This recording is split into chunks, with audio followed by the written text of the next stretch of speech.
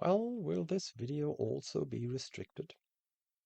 It is referred to as the oldest profession in the world and depending on the region is viewed very controversially and is sometimes prohibited. What is the situation in Germany? Welcome to YD. Why do Germans do things the way they do? Anyone coming to Germany needs to be careful because FKK Club, Nudist Club or Sauna Club, is not the same as a Nudistenverein, Nudist Association, or Saunaverein, Sauna Association. Well, I've already talked about nudity in Germany here, unfortunately only viewable by adults. No idea why YouTube saw a problem with that. And a sauna club like this one is responsible for operating a sauna area in a public outdoor swimming pool. The ending club suggests mega brothels. This brings us to the topic of prostitution. We know that the topic was widespread even in ancient times, and well-preserved evidence of brothels has been found in the ruins of Pompeii. Economic information on prostitution has been preserved on papyrus from ancient Egypt. A special aspect here is that slavery also existed there, which we will also discuss later. Another form was the temple prostitution, in which sexual services were provided for one deity or another. Although even there it was sometimes only a one-time ritual ceremony before marriage and not intended to be permanent. Unlike ancient Egypt, Greece, or Rome, there is no evidence of prostitution among various people without a written language. Even the Romans and Spanish, who came into contact with these cultures, did not report prostitution there. Thus, there was no prostitution among the Germanic tribes or Native Americans in the sense that Romans, Spanish, or Portuguese knew in their times. Later on, this is also not known in the Nordic countries. Also, we are again talking about slaves who were also taken on Viking raids.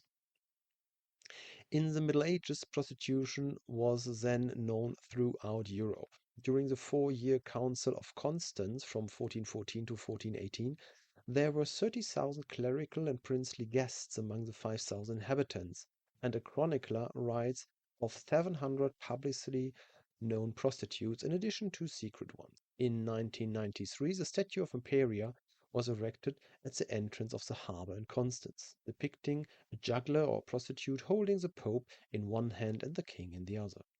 Cities even institutionalized the trade by leasing brothels to whorekeepers. Depending on where you are in history, prostitution is viewed differently, but mostly not particularly well. The word bordel, brothel, from the French bordel, meaning wooden hut, is used in this form in many parts of the world to refer to a house of prostitution. The German word Puff comes from the medieval dice game Puff, which is similar to backgammon and was often played in inns where prostitutes also frequented. There were brothels for all social classes, from posh brothels to the upper class to cheap ones for the common people. Regardless of whether it was permitted or prohibited at the time, it can be assumed that there was always a certain amount of prostitution. In addition to craftsmen, prostitutes often accompanied military campaigns. During the Second World War, there were also special Wehrmacht brothels, where prostitutes were regularly examined by doctors. Without these brothels, sexually transmitted diseases had spread among the soldiers. The Wehrmacht opened these in the occupied territories, with some of the women being recruited and others being forcibly recruited. Due to the occupation and previous fighting, many women in the areas were now without husbands and responsible for themselves and their families, often finding themselves in the dire straits that drove them into prostitution. Uncontrolled prostitutes who fell ill and affected soldiers were sometimes sent to concentration camps, and even in concentration camps, camp brothels were operated. A typical term for prostitute, which is more a technical term, is Hure, whore, which is also the term they use to describe themselves, even though it's generally considered a swear word. The word Nutte, hooker, on the other hand, is a clear insult and is rejected by those concerned. Today, people often talk about sex work and therefore sex workers. Male prostitutes were often referred to as callboys. In the escort industry, people sometimes refer themselves as hostess. Also, the typical trade fair hostess has nothing to do with this profession, of course. The customers are called Freier. hunters. Depending on where we are in the world, prostitution is considered more or less morally reprehensible. In some countries, it's even prohibited. In Germany, too, laws and moral concepts have changed. A well-known song refers to the Skandal im Sperrbezirk, scandal in the red light district. A red light district was an area where prostitution was permitted. Only adults were allowed to enter these red light districts. The trade is not still permitted everywhere, even though it is sometimes practiced in rented flats in residential areas. The brothels mentioned at the beginning may only be operated in certain areas. There are areas that are widely known for this, for example, the Reeperbahn in Hamburg with a special street where women present themselves in Koba-Fenstern display windows. Such streets are then off limits to other women. Also, this is not regulated by law. It is not well received by women who go there to look. There, the women usually sit behind a shop window. The clients walk past and can then choose a lady whose service they want to use. Another type are Laufhäuser, a brothel where the ladies have rented a room and the client walks, laufen, through the corridors and choose the lady who is standing or sitting in the doorway of a room.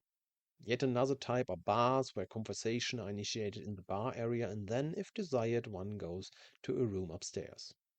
Sometimes these bars are in nudist or sauna clubs or clubs where there is very little to no clothing. I've been told. Of course, I have never used any of these services. Various websites now also offer such services. In many cities, there is also street prostitution, perhaps the most dangerous form of prostitution, where prostitutes get into their clients' cars. In the political arena, there has been much discussion about whether and how prostitution should be permitted, prohibited, or regulated. In 2001, the European Court of Justice declared that prostitution is a form of gainful employment. A Berlin court also prohibited the closure of a brothel because prostitution is no longer considered immoral. The Prostitution Act, which came into force on 1st of January 2002, abolished the immorality clause. This meant that both sides could enter into a legal binding contract and sex workers could gain access to social security. In the past, there were compulsory medical examination by public health officers, but these have been abolished. Overall, the problem was how to prevent forced prostitution and human trafficking on the one hand, while providing a legally regulated framework for voluntary sex workers on the other. If something is illegal, it is difficult to combat illegal methods, and everything surrounding it would also be illegal. Thus, prostitution is fundamentally legal in Germany as long as both parties are adults who are doing so voluntarily. In 2016, the Prostitution Protection Act was passed, which came into force on 1st January 2017. Now, all prostitution businesses, such as a brothel of any kind, require a license, and prostitutes are required to register. There is annual health education, but no mandatory examination. To protect the identity of prostitutes, registration can be done under a pseudonym.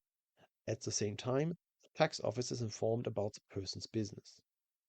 Condoms are mandatory, and failure to comply can result in fine up to €50,000 for the client, as well as a ban of various types of sexual activity, which I will not go into here so as not to completely confuse YouTube. Here on YouTube, some prostitutes even give an insight into the business. It is not known exactly how many prostitutes there are in Germany. In 2024, there were 32,254 registered sex workers and 2,253 establishments.